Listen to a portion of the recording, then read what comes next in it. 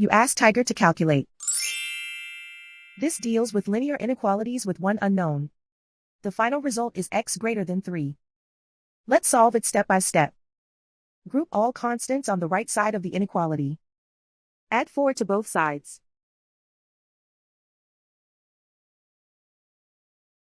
Simplify the arithmetic.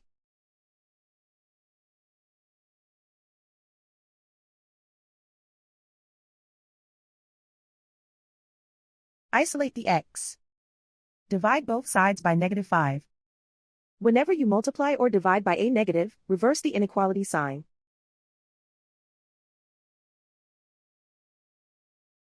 Cancel out the negatives.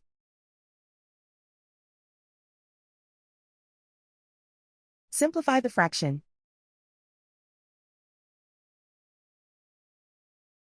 Cancel out the negatives.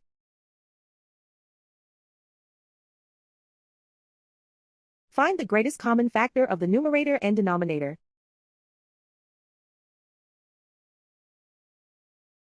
Factor out and cancel the greatest common factor.